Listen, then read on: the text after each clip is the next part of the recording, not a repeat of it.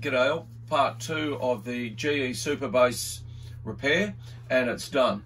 So all it was is the capacitor on the underside of the board. This is a B model board, which is the twin board, the double-sided board that everyone's familiar with. So if you've got one of these in Bass Station Mobile, you've got a Midland Super Bass, you've got a Craig, what else? Any Cybernet board that was the twin board, I can only urge people to check that capacitor on the underside. It's right in the middle. They do leak. They've got a history of leaking, and the electrolytic runs through the tracks and corrodes them, and that's why the radio stops working, and that's why this radio stopped working, because of one capacitor. So a $5 part, all fixed. So let's just see who's on channel today.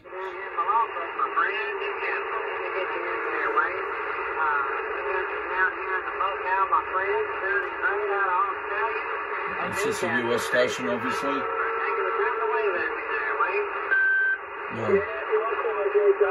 Triple H, nice to hear from Arkansas, here in Newcastle, Australia. Okay. 73, my friend, enjoy your weekend. Triple H, 065, 73. Hi, there, 065. We have a good weekend. Thank you again for taking the time to wait on the station over here. We'll just have a quick listen.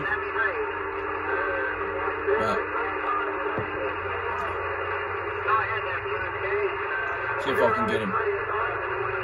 Breaker.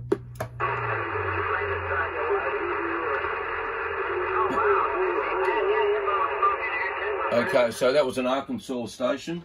So the propagation's really good this weekend yet again, as we come into probably the next month. We've got about a month left of good propagation from Perth into the US, and then it switches around. So we'll just have a quick look at the radio and let's see what's it's doing. So it's a 888 Arkansas. Yeah, 888 Arkansas. Do you copy over? Yeah, thank you, mate. No, obviously not. Okay. So let's have a listen around. Let's see if I can get the Super Bowl.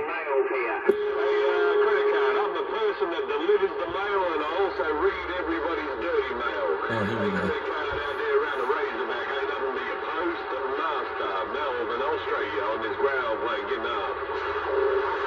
Oh, that's the postmaster guy out of Melbourne on AM, obviously doing 5 watts or 4 watts, not.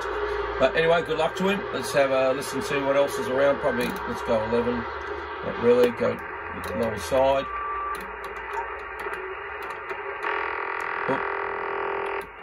Nonsense. Upper side, South Africa, a little bit quiet at the moment. We're still fairly early in the morning here, so I just got to wait for them to wake up. They usually come in a bit later, obviously.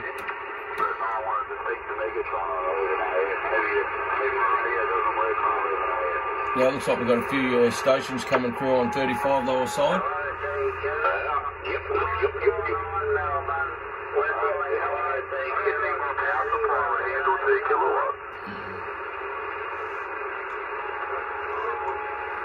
On you 72 amp it does though, over.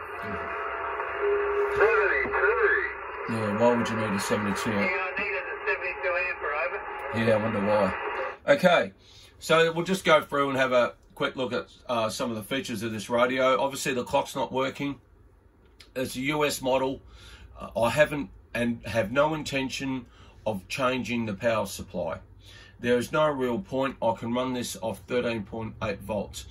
If you change the power supply to the Australian power supply, this is 110 volt to 240 volt, it still will not make the clock run on time. The clock runs on a separate circuit to the radio. The radio is one part, the clock is completely different.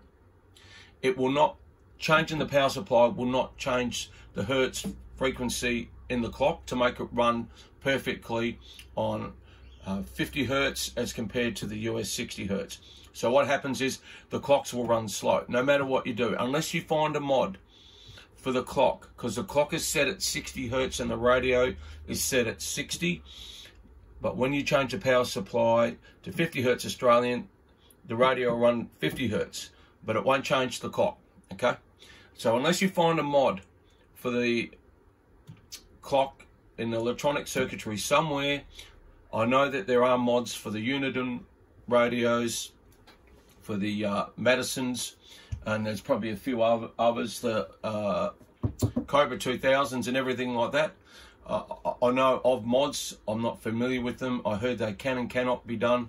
But so to me, there's no point changing the power supply. It serves no purpose other than plugging it into 240 volts, and I can run it off 13.8 volts. Performance-wise, it makes no difference to the radio. The radio couldn't care less if it was running on 110, 240, or 13.8 from a battery or normal power supply. So that's the only reason why I haven't changed. I'm not going to change it. What's the point of having the clock on when it's going to run? It's not going to keep time anyway. There's no point. It just gets annoying after a while. So that's why I haven't really bothered about it, and neither will I bother. So we'll just go through some of the features of this radio now that it's working really well. And obviously you got your mode switch, A&L, noise blanker, the famous PA switch. That's when I bought it. It was virtually, the guy plugged it in out of the US and the clock worked, and that was it. He said he couldn't get it to work, and he couldn't get it to work because of that. So we just turned that back on, and the radio is working really well. Obviously, the channel selector, mode switch, SWR bridge, antenna port A and B, which is a really good feature. And so you could have two antennas, a vertical or a beam, or whatever you wanted to use, which was very handy instead of having an external antenna switch. The speech compression, which was really good, works pretty well on these. You know, it's not going to be like you're going to become an audio monster or anything like that, but they did work very well. The clarifier, and you got the fine and coarse clarifier, which is fairly handy. You don't have to move them around too much. We go over here to volume, squelch, tone. That's more for listening, so have a quick listen. So you've got like a treble and a bass. What else? Mic power, which is a mic gain, very handy to have. Your RF gain works really well. Your SWR, bridge control, and also your dim features. So it only dimmed out the LED channel selector. It didn't dim out the lights. By memory, I think, yeah, this has still got the standard old globes in it, so unless somebody's done something to it, and I doubt it very much, it doesn't really have an effect on them at all. And what else was there? Obviously, there's the controls for the on-off, and also for the clock. I think you could wait. I think by memory you could set it so that you could wake up to CB radio. Why would you? But that's what they did back in the day. I'm not running the standard mic at the moment. I'm running a Turner JM3 power mic, just to give it a little bit more audio grunt. And I've had some really good reports out of it. We'll just have another quick listen around the bands. Let's see if we can get back to that US station, see if he's still there. He's probably dropped out.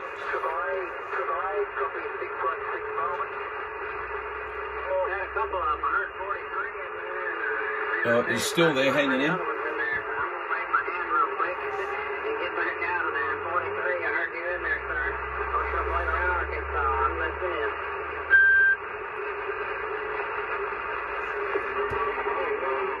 Yeah, he's dropping out.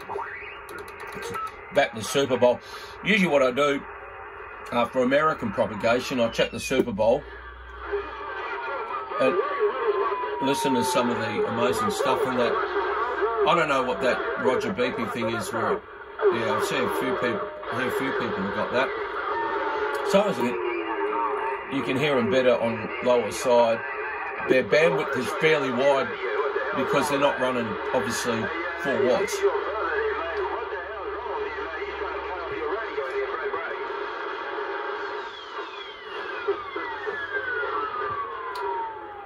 Oh, pretty funny. Heard it before.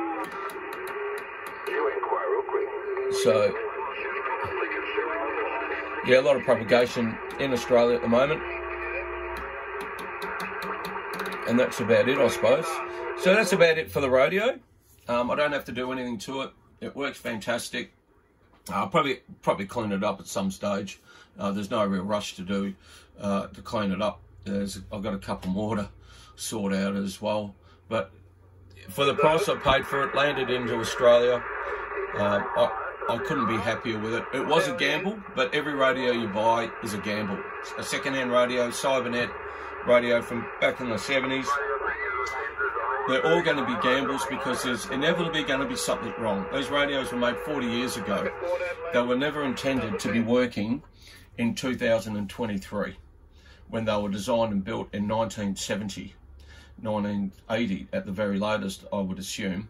They were never designed to last this long. It's a credit to the componentry, the electrical engineers, and everyone that worked on these radios, and all the radios, not only GEs, but all the old radios, that they really put a lot of time and effort into it in quality components that have stood the test of time. It's been absolutely incredible. So this one's going to go up on the shelf. The CB market over here in Australia is pretty hot at the moment.